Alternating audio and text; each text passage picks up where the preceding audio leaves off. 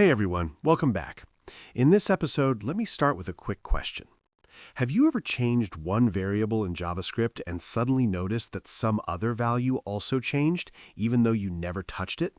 That moment where you stare at the screen thinking, wait, how did that happen? If you've felt that confusion before, you're not alone.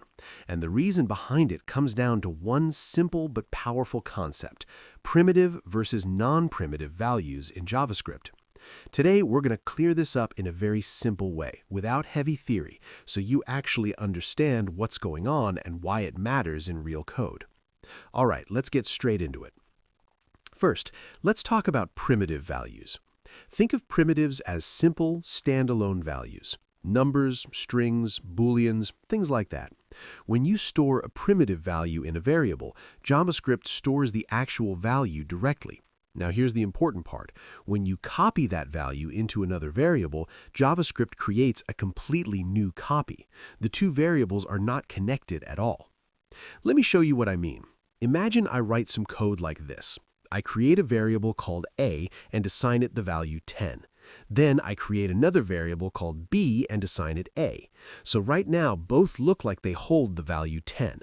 Now I change b to 20 and log a to the console. What do you expect to see?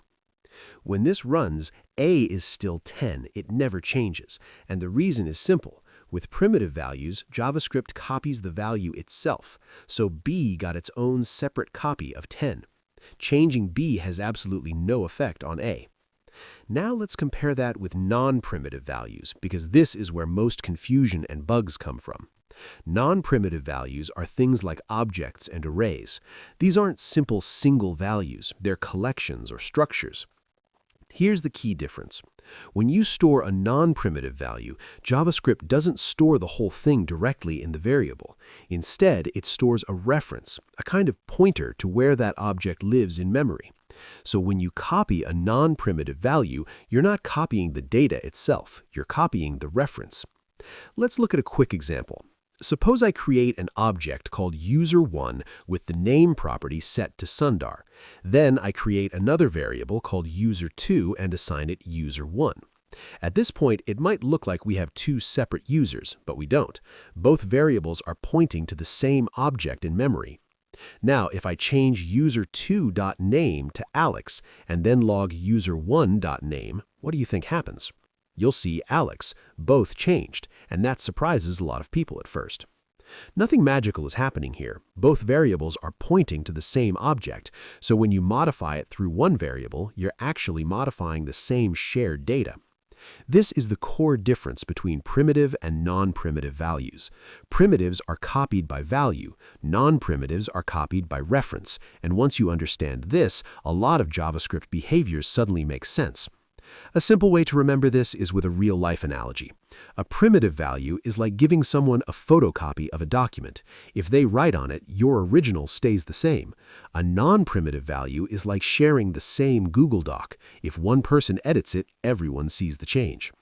Now, why does this matter in real life? Because this is exactly how subtle bugs are created. Objects change silently, data gets mutated when you don't expect it, and suddenly your app behaves strangely.